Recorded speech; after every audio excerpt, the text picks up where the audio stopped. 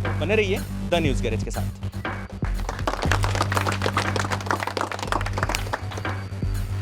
नमस्कार, मैं हूं नवीन मिश्रा और आप देखना शुरू कर चुके द न्यूज़ गैरेज के स्पेशल प्रोग्राम मताधिकार presents by Londe jewellers, powered by Dwarka water park and को powered by prime fitness gym. आज हम लोग यहां पर पहुंचे हुए सुरेंद्रगढ़, जो कि पश्चिम नागपुर में आता है, और आज हमारे साथ स्थानीय नगर सेवक कोई भी नहीं है। थोड़ा सा प्रारूप में हमने चेंज किया है। स्थानीय समाज सेवकों और स्थानीय नागरिकों के साथ आज हम ये अपना मताधिकार का प्रोग्राम कर रहे हैं। सुरेंद्रगढ़ की लगभग अगर हम पॉपुलेशन की बात करें, जनसंख्या की बात करें, तो यहाँ पर 25,000 के आसपास लोग रहते हैं, यहाँ के रहवासी हैं। और उसी के साथ यहाँ पर हिंदी भाषी और आदिवासी समाज के लोग ज़्यादा रहते हैं, और लेबर क्लास जो होता है वो यहाँ पर रहता है। यहाँ पर कहा जाता है कि सिर्फ वोट बैंक के लिए जो यहाँ के 25,000 नागरिक हैं उनका उपयोग किया जाता है, और 5 साल तक के उन्हें ऐसे ही लावारिस छोड़ दिया जाता है। यहाँ पर कई सारी ऐसी स्थानीय समस्याएं हैं जिन पर हमारे से बात करने के लिए यहाँ के सुरेंद्रगढ़ के जो स्थानीय समाज सेवक हैं और स्थानीय नागरिक हैं, आप सब देख रहे हैं यहाँ पर हमारे साथ मौजूद हैं। हम लोग सबसे पहले शुरुआत करते हैं, यहाँ पर मेश्राम जी खड़े हैं। मेश्राम जी से आप यहाँ पर कब से रह रहे हैं और क्या क्या यहाँ पर स्थानीय समस्याएं हैं, उसके बारे में हमारे दर्शकों को बताने की कृपा करें।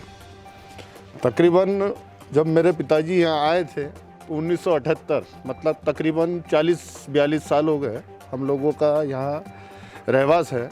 तब से लेके तो अब तक सुरेंद्रगढ़ का जो रोड का प्रारूप था थोड़ा सा बदला नज़र आ रहा है, मगर समस्या जो दैनिक समस्या है वो यथास्थिति वैसी की वैसी बनी हुई है। जैसा शौचालय की समस्या है, जो शौचालय तो डाल दिए गए थे, मगर जो मेन लाइन जो सीवर लाइन थी वो जिस समय से डाली गई थी आज तक उसका कोई जीर्णोद्धार और किया नहीं गया है, और वैसी की वैसी चौक होते हुए नज़र आ रही है। जहाँ देखो वहाँ ब्लॉकेज नज़र आते हैं, जो ब्लॉकेज नज़र आपको बाद में दिखाई देते हैं रोड के ऊपर, वो गटर लाइन का पानी आते हुए। वैसी अनेक और समस्या हैं, जैसे यहाँ पर खेल का मैदान जिसका अभी अभाव है। यहाँ जो नगर पालिका की स्कूल बनी हुई थी उसकी स्थिति भी जर्जर यथास्थिति अभी झा साहब ने भी बताए थे कुछ समय पहले, वो भी अपने को देखने में आई है। और भी ऐसे अनेक समस्याएं हैं जो आए दिन लोगों को उसका सामना करना पड़ता है। तो जैसे आप अभी जिस रोड से आप आए हैं उस रोड के अंदर में आपने देखे तो ऐसा देखने में आया है कि कई दिनों से उस रोड का कोई मरम्मत नहीं की गई है। यहाँ आने के बाद तो मुझे ऐसा लगा कि मैं नागपुर में नहीं, नागपुर के किसी ग्रामीण इलाके में आया हूँ। बराबर। वहाँ रोड है, गंदगी है, हाँ। गाय का गोबर है, हाँ। पानी बह रहा है, ऐसी मतलब पूरी गांव वाली फीलिंग मेरे को यहाँ पर आ रही थी। गांव में भी ये स्थिति नहीं होना चाहिए, लेकिन गांव की स्थिति फिलहाल ऐसी रहती है, इसलिए मैं उसको गांव से कंपेयर कर रहा हूँ कि ये हालत मुझे सुरेंद्रगढ़ में देखने मिल रही है। एग्जैक्ट सर, क्योंकि यहाँ के जो नगर सेवक है वो यहाँ आकर देखते नहीं है, और जिसके कारण अगर कोई नागरिक ने उन पर जाकर अगर बता भी दिया कि जैसे भाई यहाँ की समस्या इस तरह की है, उसकी अवहेलना करते हैं। और यहाँ जो कोई व्यक्ति समाज से भी अगर आके कुछ बताने की कोशिश करता है तो उसे डराने धमकाने का भी काम करते हैं कि आपको क्यों ज़रूरत है करके। इस तरह की समस्या के कारण में यह समस्या वैसी की वैसी पड़ी रहती है साहब। हमारे साथ अभी मौजूद है यहाँ पर एक और समाज सेवक है, अभिजीत झा जी। इसके पहले भी हम लोगों ने संपर्क किया था हमारे मताधिकार के पहले प्रारूप में। इस बार हम डायरेक्ट आपके एरिया में आए हैं सर, और हालत यहाँ पर आकर के देख रहे हैं, अपनी आंखों देखी हालत है कि किस प्रकार से यहाँ पर जो स्थानीय नागरिक हैं वो रहने को मजबूर हैं। इस बारे में एज अ समाज सेवक आप क्या सोचते हैं और आप क्या करना चाहते हैं? सर्वप्रथम आपके मताधिकार का जो एक कार्यक्रम है उसके लिए आपकी संपूर्ण टीम को बहुत बहुत बधाई देता हूँ। और जैसा कि आपने कहा कि सुरेंद्रगढ़ में आने के बाद में एक ग्रामीण की जो समस्याएं रहती है वो यहाँ पर अमूमन देखने को मिल रही है, और हमारे सर मेश्राम सर ने जो बताया वो वास्तविकता है कि सुरेंद्रगढ़ जो एक क्षेत्र है यहाँ पर हर प्रकार के लोग अपने ईमानदारी से मेहनत से कमाते खटाते हैं, घर परिवार का पालन पोषण करते हैं, लेकिन मूलभूत सुविधाओं के नाम पर भी आज सुरेंद्रगढ़ के लोग वंचित हैं। उन्हें मूलभूत सुविधाएं भी प्राप्त नहीं है। यहाँ के लोग बार बार इस चीज़ की हमेशा शिकायत करते हैं कि जो सीवर लाइन है वो जर्जर हो चुकी है, 15-20 साल पुरानी सीवर लाइन हो चुकी है। यहाँ पर रोड की समस्या आप देख सकते हैं कि रोड है ही नहीं। स्कूल की जो समस्या है, एनएमसी की जो स्कूल है, जो प्राथमिक जो शिक्षा बच्चों को मिलनी चाहिए यहाँ पर, उसकी जर्जर अवस्था है। जो स्लैब की हिस्सा जो गिरा था वो भी हमने बताया, लेकिन उसके बाद में महापौर जी के आने के बाद में भी ये बहुत ही हास्यास्पद है कि महापौर जी, असिस्टेंट कमिश्नर से लेके संपूर्ण शिक्षण विभाग के लोग आए थे, लेकिन पिछले 3-4 महीनों में भी उस स्कूल का एक भी ईंटा अभी तक हम बोल सकते हैं निकला नहीं गया है, और स्कूल का पुनर्निर्माण की शुरुआत नहीं हुई है, जबकि 50 लाख का प्रावधान किया गया स्कूल बनाने के लिए। मेरा यह व्यक्तिगत मानना है कि जब यहाँ पर अच्छे स्कूल बनेंगे, कीर्तिनगर अस्पताल जो हमारे पूर्व मनपा आयुक्त मुंडे साहब ने बनाया वो वैसा। वो 100 बेड का हॉस्पिटल चालू किया गया था यहाँ पर, लेकिन अभी भी शायद उसमें ताला लगा हुआ है। क्या कारण है उसके? वही एक बोल सकते जो आपने अभी बताया कि वो अस्पताल को ताला लगाने का कारण क्या, कौन लोग ऐसे व्यक्तिगत बोल सकते राजनीतिक लोग हैं या फिर ऐसे व्यापारी लोग हैं जो उस हॉस्पिटल को चालू नहीं करने देना चाहते हैं। कोरोना काल में उस हॉस्पिटल का निर्माण किया गया था कि लोगों को सुविधा मिले, लेकिन कोरोना काल के बाद में जैसे जैसे केसेस कम हो रहे, उस अस्पताल की यूटिलिटी बढ़नी चाहिए, लोगों के लिए वहाँ पे बेड्स लगाए गए हैं, वहाँ पे औपचारिक सुविधा मिलनी चाहिए। ये सारे चीज़ यहाँ पर लोग भुक्तभोगी हैं और स्पेशली सुरेंद्रगढ़ के जितने भी यहाँ के लोग हैं वो धीरे धीरे जागरूक हो रहे हैं अपने अधिकार के लिए और निरंतर यहाँ के नगर सेवकों से, जनप्रतिनिधियों से सवाल पूछते हैं, क्योंकि वो चुन के आने के बाद में 5 साल अपनी जिम्मेदारी से भागते हैं, फ़ोन नहीं उठाते हैं, नदारद रहते हैं और यहाँ के नागरिक बहुत ज़्यादा आक्रोशित हैं, क्योंकि दिन प्रतिदिन यहाँ पर सीवर लाइन बहना, गंदगी रहना, झाड़ू लगाने तो कोई आता नहीं है, कचरे की गाड़ी समय पे नहीं पहुँचती है, ऐसे मूलभूत सुविधाओं का भी अभाव संपूर्ण सुरेंद्रगढ़ में देखा गया है। और आने वाले दिनों में इसी प्रकार से आपके कार्यक्रम के माध्यम से जो अन्य लोग हैं, यहाँ के स्थानिक नागरिक पुरजोर तरीके से नगर सेवकों से सवाल पूछेंगे, अपने अधिकार के लिए लड़ाई करेंगे, संघर्ष करेंगे, क्योंकि मूलभूत सुविधाएं हमें मिलनी चाहिए, क्योंकि हम टैक्स पेयर्स हैं। जैसे कि आपने कुछ टाइम पहले आम आदमी पार्टी ज्वाइन की है जी, आप भी राजनीति में आ चुके हैं, घुस चुके हैं, तो एज अ समाज सेवक तो हमने बात की, एज अ राजनीतिज्ञ आप क्या कहना चाहेंगे इन सारी चीज़ों के ऊपर? अगर आपको मौका मिलता है, अगर आप चुनाव में जाते हैं आगे, अगर आप जीत करके आते हैं, तो क्या यहाँ पर जो स्थानीय समस्याएं हैं उसका मतलब पूरा आश्वासन और भरोसा दिला सकते हैं कि वो सारी चीज़ें यहाँ पर नहीं फिर से दोहराई जाएगी, गलती है जो अभी के जो नगर सेवक है वो कर रहे हैं? बिल्कुल, आपने बहुत ही स्पष्ट रूप से कहा और आम आदमी पार्टी की तरफ से जब से मैं जुड़ा हूँ तब से निरंतर अथक प्रयास करते रहता हूँ कि जो भी जनहित की समस्याएं हैं उससे पुरजोर तरीके से उठाऊँ और आने वाले दिनों में जिस प्रकार से यहाँ पर स्थानिक लोग हैं, यहाँ पे बड़े बुजुर्ग, उनका मार्गदर्शन और आशीर्वाद मुझे निरंतर मिल रहा है। मैं आपको आश्वस्त करता हूँ कि लोगों की समस्याएं का समाधान तभी संभव है जब इच्छा शक्ति होगी, मानसिकता होगी और एक सकारात्मक सोच होगी। और मैं आपको विश्वास दिलाता हूँ, क्योंकि बीइंग प्रोफेशनल बोलूँ तो मैं एक सिविल इंजीनियर हूँ, मुझे मालूम है कि ईमानदारी से एक क्वालिटी रोड कैसे बनाना चाहिए, सीवर लाइन की स्लोप या मेन जंक्शन लाइन कहाँ जोड़ना चाहिए, अच्छे स्कूल हम कैसे बना सकते हैं, आने वाली पीढ़ियों को अच्छी शिक्षा कैसे दे सकते हैं। यहाँ पे ऐसे बहुत सारे गरीब तबके के लोग हैं जो रोज़ कमाते खाते हैं, मेहनत करते हैं, सब्जी का दुकान चलाते हैं, उनके बच्चों को भी अच्छी शिक्षा मिलनी चाहिए और तभी संभव है जब एनएमसी की अच्छी स्कूल बनेगी, क्वालिटी स्कूल बनेगी, ई लाइब्रेरी रहेगी, खेलने की फैसिलिटी रहेगी। स्कूल की यहाँ पर हालत तो देखी जा रही कि काफ़ी जर्जर हालत में और छत टूटी हुई है, ऐसी काफ़ी सारी जो दिक्कतें हैं यहाँ पर की मनपा स्कूलों में दिखाई देती है। मैं तो ये बोल सकता हूँ, आपको बहुत गंभीर आरोप लगा रहा हूँ कि यहाँ के एक भी नगर सेवक आज तक स्कूल और अस्पताल के मुद्दे पर बात नहीं करते। ये जरूरी एकदम आज के डेट में महत्वपूर्ण सुविधाएं हैं जो हर परिवार से जुड़ी हुई हो। बच्चों को अच्छी शिक्षा मिलेगी तो अच्छे भविष्य निर्माण होगा, बड़े बुजुर्गों को अच्छी स्वास्थ्य सुविधाएं मिलेंगी तो जो भी रोजाना तकलीफ होती है, उन्हें समस्याएं होती है, उसका निराकरण होगा, क्योंकि उन्हें यहाँ से मेयो मेडिकल जाना पड़ता है। अगर अस्पताल चालू होंगी तो ऐसी जितनी भी समस्याएं हैं, सीवर लाइन की समस्या हो, रोड की समस्या हो, रोजाना जो कचरे की गाड़ी नहीं आती है या फिर जो साफ सफाई की समस्या हो, ऐसे जो महत्वपूर्ण मूलभूत सुविधाएं हैं उसके लिए ईमानदारी से निरंतर लोगों के सहयोग से हम प्रयास करेंगे और आपको विश्वास दिलाता हूँ सकारात्मक मानसिकता के साथ, एक इच्छा शक्ति के साथ हम इस समस्याओं का, जनहित समस्याओं का समाधान भी करेंगे, ऐसा मैं आश्वस्त करता हूँ। हमारे साथ यहाँ पर कुछ स्थानीय नागरिक और महिलाएं भी यहाँ पर मौजूद हैं। आपका नाम बताइए। मनीषा उइके। जी, मनीषा उइके। मनीषा उइके जी, आप यहाँ पर कब से रह रही हैं? मैं तो अभी बचपन से रह रही हूँ। बचपन से रह रही हैं। कौन नगर सेवक आपको पता आपके इलाके का? अभी तक तो कुछ भी नहीं पता। अच्छा, आप में से किसको पता है कि नगर सेवक कौन है यहाँ पर? आपके इलाके में कौन नगर सेवक आता है? वोट लगाना, मतदान का बगत आते फिर मर जाते वो लोग। आप नाम तो देखे मेरा होंगे, आपने सरस्वती किसी का बंडू कुमरे। चेहरा तो पता होगा किसी का कि कौन आता है आपके पास? हरीश गलबंशी हो गया और देवेंद्र फडणवीस पैर छूके के चला गया, सरकार बन गया हमारे ऊपर, हमारे से बन गया। कहाँ सरकार बनी बेचारी की? तो बना ना है, कहाँ सरकार बनी बेचारी की? आप क्या कहना चाहेंगे? वही समस्या है भैया, वो ना नगर सेवक आते हैं ना कुछ है यहाँ। क्या मतलब आप लोग का कहना है कि यहाँ पर जो नगर सेवक है, आंटी एक सेकंड, आप मतलब ऐसा कहना है कि नगर सेवक आते हैं लेकिन सिर्फ चुनाव के टाइम पे आते हैं, बाकी यहाँ पर झांकते भी नहीं है? नगर से पूरे मर गए। अभी 2 साल से लॉकडाउन में एक नगर से दिखा के बस्ती में। नहीं, ये जो आपका आरोप है जो मर गया ना, वो तो गलत साबित हो जाएगा क्योंकि चुनाव फिर से आ रहा है। अभी वो फिर से आएंगे आपके पास? वो फिर से आएंगे आपके पास? गरीब है, वो बस्ती फिर में। से आएंगी आपके पास कि हमको वोट दे दो, बस वोटिंग के लिए आएंगी। तो क्या आप लोग इस अभी बार नहीं आएंगी वो। क्या करने वाले हो? आप लोग वोट देने वाले हो? हम तो उसको पिटाई देंगे। पिटाई कैसे कैसे नहीं पिटाई? देंगे। गैर कानूनी मतदान लेके जाते हैं, गैर कानूनी हो जाएगा ना वो? सजा देते हैं। गैर कानूनी हो जाएगा। लॉकडाउन लगाए, कोई आया क्या बस्ती में? कोई नहीं आया। गैर कानूनी हो जाएगा मार पिटाई करना? कुछ नहीं, मतदान लेने का बकत नहीं होती गैर तो कानूनी। लीगल है ना, कानूनी, वो तो डेमोक्रेसी है, वो ये पॉलिटिक है सब, पॉलिटिक है सब। नहीं तो क्या। हाँ, अभिजीत झा जी, मैं आपके पास फिर से वापस आऊँगा। और जैसे कि इनका कहना है कि 5 साल में एक भी नगर सेवक यहाँ पर नहीं आया। आपने आम आदमी पार्टी अभी अभी ज्वाइन की है, कुछ टाइम हुआ आपको ज्वाइन किया हुआ है, लेकिन आप काफ़ी सालों से यहाँ पर एज अ समाज सेवक, एज अ सोशल वर्कर काम कर रहे हैं। क्या आपने कोशिश की कि आप नगर सेवकों के पास जाएं, उनको यहाँ पर उनका हाथ पकड़ के खींच के लेके आए कि भैया आपने ये 25,000 लोगों का वोट यूज़ किया है, आप इनके भरोसे यहाँ पर जीत करके आए हो, तो आप चलो और आकर के यहाँ पर समस्या देखो? मैं आपको बहुत ही विनम्रतापूर्वक बताना चाहूँगा, जो भी काकू ने कहा, दीदी ने कहा, सर ने कहा, या फिर जितने भी हमारे यहाँ पे यहाँ के स्थानिक नागरिक मौजूद हैं, ये इनकी जो आक्रोश है ये लाजमी है, ये इनकी तकलीफ है, क्योंकि ये व्यक्तिगत रूप से मैं बोल सकता हूँ जो सार्वजनिक समस्याएं हैं, अगर उसका समाधान इतने सालों में नहीं हुआ है तो उसके कहीं ना कहीं कारण और जिम्मेदार यहाँ के नगर सेवक ही हैं, चाहे वो किसी भी पार्टी के हों।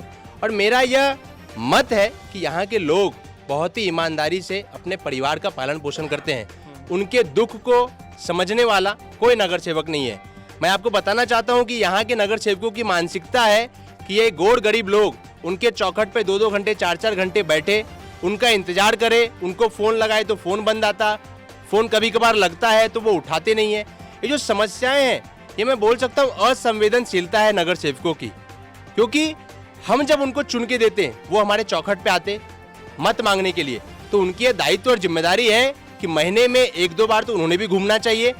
और लेकिन यहाँ के नगर सेवक है या तो पूंजीपति हैं या तो उनका बैकग्राउंड क्रिमिनल बैकग्राउंड है, यह हकीकत है। मेरा एक सवाल आपसे, हम लोग जब से बस नगर सेवक किए जा रहे हैं, मैं जानना चाहूँगा कि पूरे नागपुर शहर में 151 जनता द्वारा चुने गए नगर सेवक है और 5 मनोनीत है, बराबर। जिसमें से 156 में से 4 यहाँ पर आते हैं। तो उन चारों का नाम आप हमारी जनता को बताने की कोशिश करें। मैं आपको बताना चाहूँगा, यहाँ पर 2 भारतीय जनता पार्टी के नगर सेवक हैं, विक्रमजी गौलवंशी, मायाताई इवनते, और कांग्रेस पार्टी के 2 नगर सेवक हैं, एक दर्शनीताई धवड़ और हरीश जी गौलवंशी।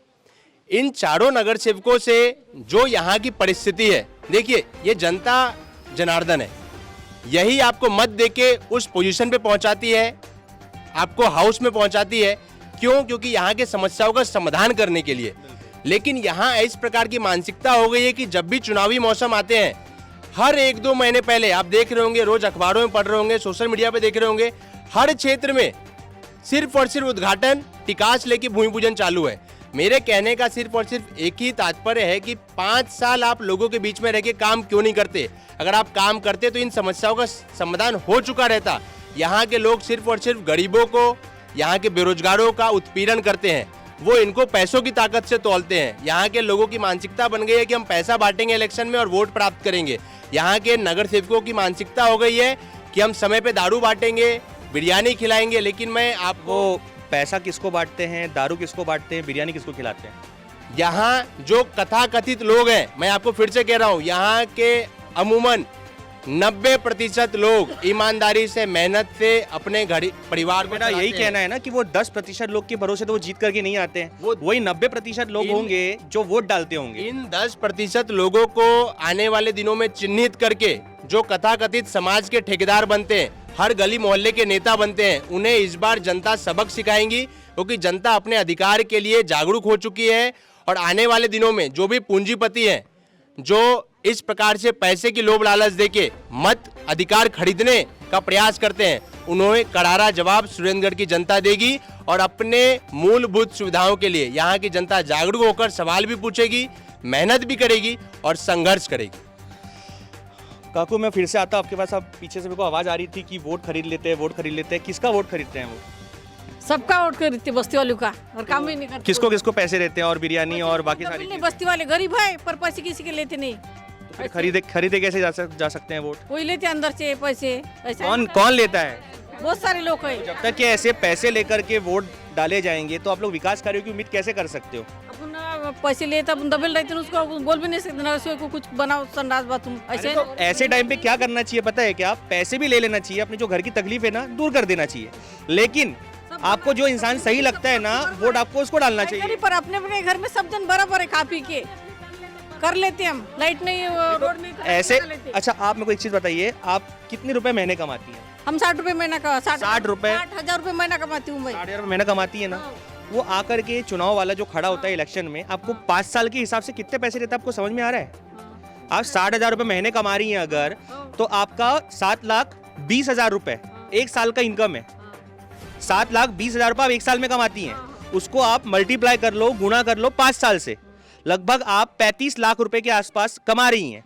तो आपको 35 लाख तो दे करके नहीं जाता है वो, तो आप वो पैसे के भरोसे पे आप उसको वोट कैसे दे देते हो? अब उन पैसे की दबिश नहीं दी, किसी की लेती नहीं, और फिर आप ये कैसे बोलो कि वोट खरीद लेते हैं वो लोग आकर के? पहले बोले पर हमने नहीं बोले। अभिजीत झा जी कुछ कहना चाह रहे हैं। मैंने आपको पहले क्लैरिफाई किया कि कुछ कथाकथित लोग जो किसी नेता के शुभचिंतक हैं या किसी पार्टी के जो हम बोल सकते हैं कि उपकारों से पल रहे हैं, जिनका घर परिवार चल रहा, वो इस प्रकार का माहौल निर्माण अभी तक करते हुए आए हैं। मैं आपको मैं तो वही कह रहा हूँ ना कि ऐसे लोगों से पैसे भी ले लेना चाहिए, लेकिन वोट उसी को देना चाहिए जो कि आपके स्थान में काम करे। आज के डेट में पिछले 2 साल के कोरोना काल में लोगों ने ये भरपूर एहसास कर लिया कि सुख दुख में दौड़ने वाले यहाँ पे कोई भी जनप्रतिनिधि नहीं है।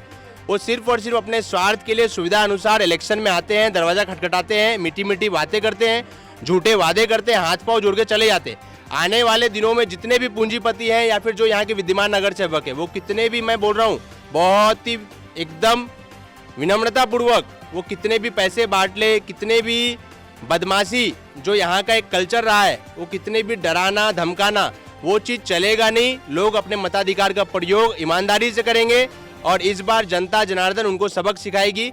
और ये सारे जो विश्लेषण है, जो आपने तकलीफ बताया, एक काका जी अपने अनुभव के आधार पे आपको बताएंगे। काका जी, आपका नाम सबसे पहले बताइए। राजकुमार नगराले। जी, राजकुमार नगराले। राजकुमार जी, आप कब से रह रहे हैं यहाँ पर? आप कब से यहाँ पर स्थानीय नागरिक हैं? 87 से 1987।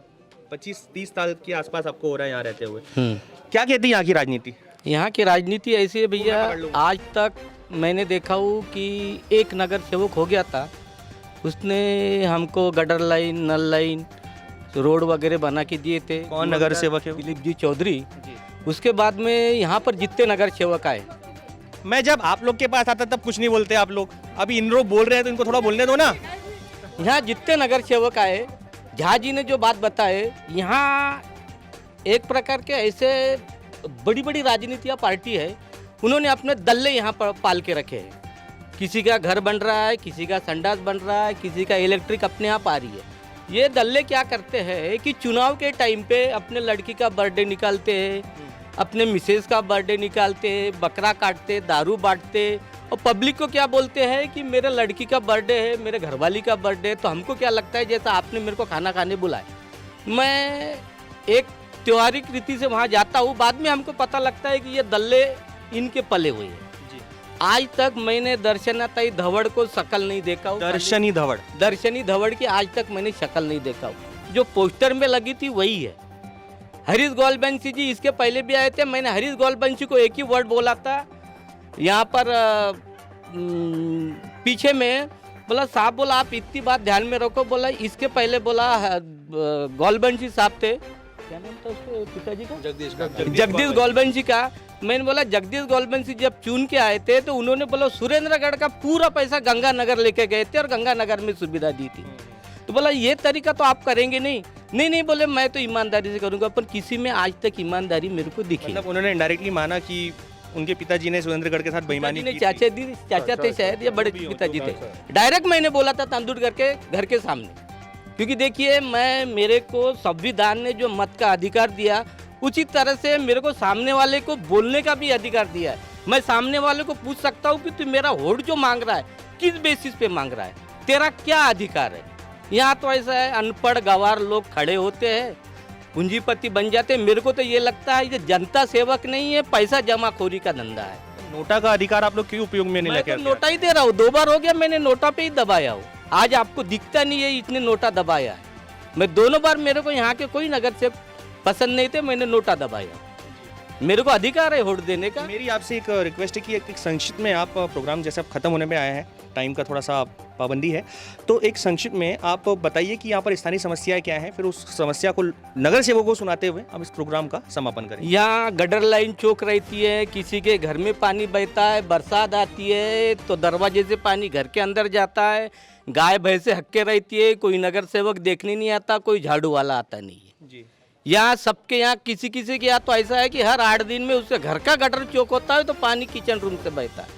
किसी नगर सेवक के पास आप जाओ, बोलते कारपोरेशन वाले के पास जाओ तो कारपोरेशन वाला बोलता है नगर सेवक को फ़ोन करो, और नगर सेवक को फ़ोन करो तो उसका फ़ोन तो बिजी ही आता है, और उसके बाद में वो फ़ोन उठाता है तो बोले मैं तो अभी कारपोरेशन ऑफिस में, बोले शाम को आता है तो उसकी शाम कभी होती ही नहीं है। मेश्राम जी, आपसे बात करके हम इस प्रोग्राम का एंड करते हैं। आप क्या कहना चाहते हैं, आप कहिए इस बारे में। मैं तो यही कहना चाहता हूँ कि अभी जो फिलहाल में जो नगर सेवक है इस प्रभाग के, उनको भगवान सद्बुद्धि दे। अगर सद्बुद्धि उनमें नहीं आती है तो जनता के अंदर में एक जागरूकता है कि वो आने वाले समय में अपना प्रतिनिधित्व करने वाले अच्छे नगर सेवक को चुन के दे, क्योंकि ये जो समस्या है ये आज की समस्या नहीं है। ये भी प्रार्थना हम भगवान से करेंगे कि जनता से करेंगे? ये जनता से करना चाहूँगा कि जनता जनार्दन है, आखिर अपन डेमोक्रेटिक कंट्री में रहते हैं। इसका यही मतलब है कि जनता अपने मत का सही उपयोग करे और सही व्यक्ति को अपना मत दे जो उनके हर समस्या का निदान कर सके। आज देखिए कि आपने जिस चेहरे को यहाँ से चुन के लाया था, आज वो चेहरे अपने घर में ही सुरक्षित है, अपने लिए सुरक्षित नहीं है। और जैसे ही कोई जनता यहाँ से उनसे मिलने जाती है, अपने समस्या बताती है, सिर्फ वो आश्वस्त करते हैं। और आज रोड का हाल देखिए कि आपको आए दिन आपको गटर का पानी उसमें बहते हुए नजर आएगा। यह समस्या आपको आने वाले समय में नहीं चाहिए। इसलिए आप सभी जनता नगरवासियों से अनुरोध है कि आप अपने मत का उपयोग बहुत ही जागरूकता के साथ आने वाले चुनाव में कीजिए। धन्यवाद। जैसे कि आपने देखा और सुना कि आज हम लोग यहाँ पर सुंदरगढ़, यहाँ पर एरिया है जो पश्चिम नागपुर का सुंदरगढ़ नामक, वहाँ पर आए थे, जिसका हमने पॉपुलेशन बताया आपको और नगर सेवकों के नाम भी गिनाए हैं।